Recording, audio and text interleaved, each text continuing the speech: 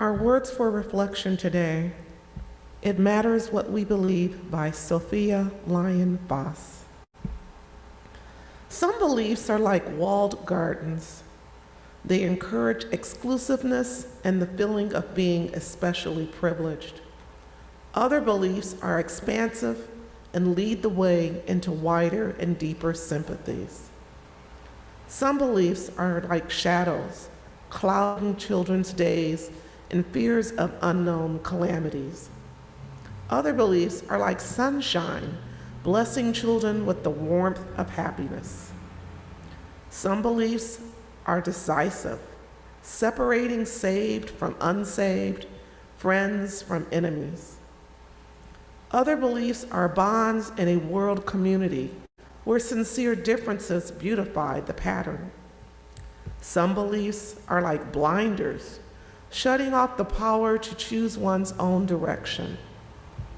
Other beliefs are like gateways, opening wide vistas for exploration. Some beliefs weaken a person's selfhood.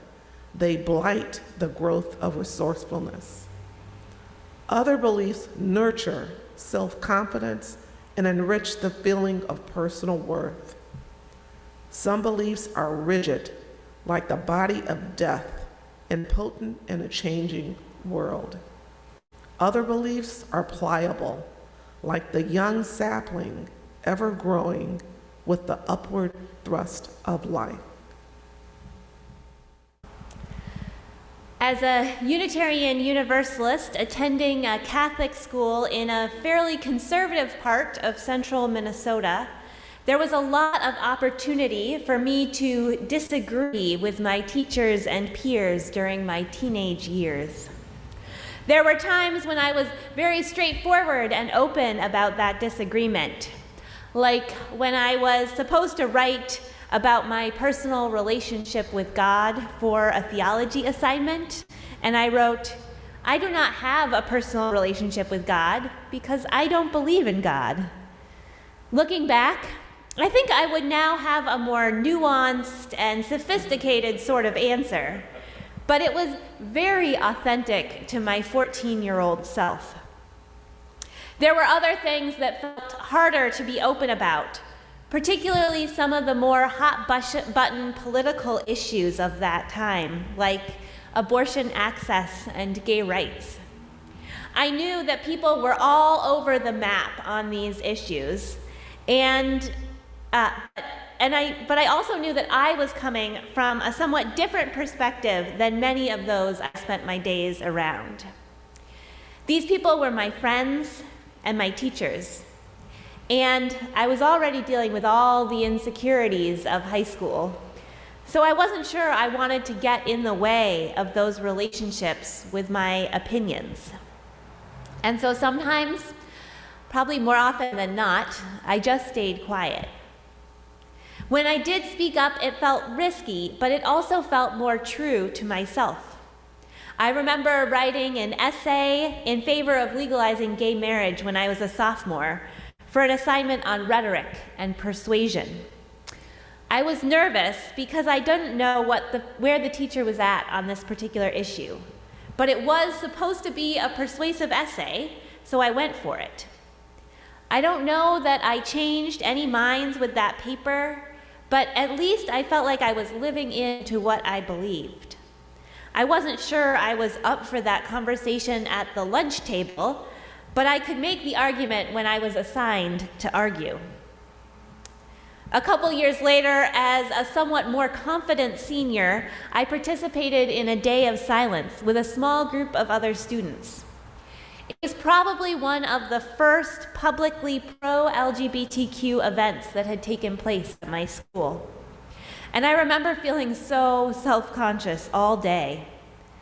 But I also remember that it felt important, like I needed to do it, even if it felt a little scary. Taking that risk to disagree, especially with those with whom we are already in relationship, is always scary. And there are times that it's not worth it. It all depends on what is at stake. What is at stake not just for you, but also for our world. Can you disagree and stay in relationship? And if you aren't sure, is the risk of that relationship worth it? Sometimes you can disagree and stay in relationship, and sometimes you can't. Either way, there is a lot in our world right now that is worth that risk, that is worth being vulnerable and sharing your deeply held beliefs. It is worth it to be true to yourself and to your values. You never know when you are going to be that voice that someone needs to tip them over the edge into a new way of thinking or being. And at the same time, it can be really hard to speak up. I can't tell you the number of times I have gotten the question, how do we deal with people with whom we fundamentally disagree?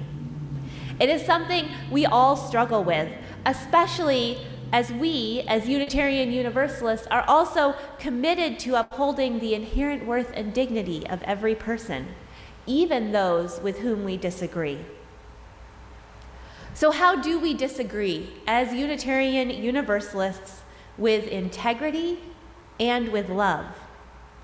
I think we can find the answers by turning to those core values that Sadie shared with us, reminded us of in the Wonder Box moment. Here at UU Nashua, we have 4 core values: wonder, authentic connection, courageous community, and love in action. These values guide everything we do here, and they can also guide how we approach disagreements. Wonder calls us to be curious, to approach a differing opinion with curious questions, even if you aren't looking to change your mind. You can still ask wondering questions. I wonder what makes you feel that way. I wonder what your experience is. Authentic connection calls us to listen, especially to those who are most impacted, and to try to make a connection, even when that feels really hard. Courageous community calls us to be vulnerable ourselves. Share how the issue impacts you personally or those you love. Try to build community by sharing your story. And finally, love in action calls us to be strong in our values and listen to where love is calling us. What does it look like to side with love in this particular scenario? That's what you need to be true to. It is this last piece that I think is often hardest for us as Unitarian Universalists. We have very strong opinions, but we also pride ourselves on being accepting of a diversity of opinions, a diversity of beliefs. We don't like to come off as dogmatic or like we are trying to convince others of our views. We want to believe that we are open and accepting of everyone and everything. But to be perfectly honest, we aren't. We believe in the inherent worth and dignity of every person, but we do not believe in the inherent worth and dignity of every opinion or belief or action. There are some opinions and beliefs that are harmful, that are oppressive, that are even dangerous. We do not need to tolerate these. In fact, if we do, we are often turning our backs on our values. In the name of diversity and tolerance, we fail to speak up for the most vulnerable. We fail to pay attention to what love is calling us to do. In that powerful reading that Vendra Filata shared with us, Sophia Lyon-Faz names it that it does indeed matter what we believe. She is part of a long line of Unitarians and Universalists throughout history who were not afraid to name what it was that our faith called them to do. One of those was Theodore Parker, a Unitarian minister from the mid-19th century who was fiercely opposed to slavery. Parker did not back down from his beliefs even when they made him unpopular, and even when they were against the law. Parker was particularly incensed by the Fugitive Slave Act that was passed in 1850, which allowed for slaves who had fled north to be returned to the South and actually required Northerners to assist with their capture. Parker was one of the founders of the Vigilance Committee in Boston, which helped keep former slaves safe and help them flee further north if needed.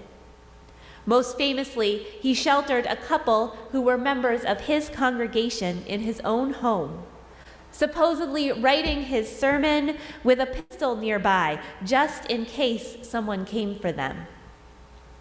The couple eventually fled to England to ensure their safety. The Fugitive Slave Act was signed into law by another Unitarian, President Millard Fillmore. Fillmore saw it as the only way to keep the country together, as part of a compromise that sought to appease both North and South and ended up pleasing no one. Parker wrote Fillmore an angry letter after the passing of the Fugitive Slave Act, telling Fillmore in no uncertain terms that he would not be obeying this new law, that he would instead be obeying the laws of God. In a sermon written around the same time, Parker wrote, "All moral obligation depends on the justice of the statute, not on its legality, but on the fact that it is part of the natural law of God. As it is a moral duty to obey a just statute because it is just, so it is a moral duty to disobey any statute which is unjust." We may not use exactly his language today, but the sentiment remains. It matters what we believe, and it matters that we live out those beliefs. Our moral obligations, the call of our faith, is deeper than legal obligations or our obligations to polite society. What I hear in Parker's sermon is a call to take risks, especially when it comes to our deeply held values, to declare that they are in fact the most important thing, and to maybe even be a little bit less polite in some of our disagreements. I will tell you that I am pretty fed up with calls to find common ground with people who hold harmful and oppressive beliefs and opinions. I don't think that that's what authentic relationship looks like. True connection comes when we are able to say, "This is what I believe, and this is how your belief is harmful," rather than glossing over the differences in hopes that they might somehow disappear. It matters what we believe. It matters that we share those beliefs. And it matters that we live out those beliefs unabashedly. In fact, this is the only thing that might yet save our world. So as you go about your conversations with those who think that racism will go away if we just stop talking about it, or who are choosing not to get a COVID vaccine because it is a violation of their freedom, or who think it's okay to deny people with uteruses the right to choose what happens to their bodies, I invite you to take a deep breath, or maybe a few. Try to be curious and vulnerable, but above all, don't back down in the name of politeness or compromise. I have a colleague who says, as Parker was saying in his letter to President Fillmore, that the compromise between justice and injustice is still injustice. We are not here to compromise our values. We are here to build the beloved community, a world of justice and love. May we build it with courage and vulnerability. May we build it with conviction and with love. May it be so.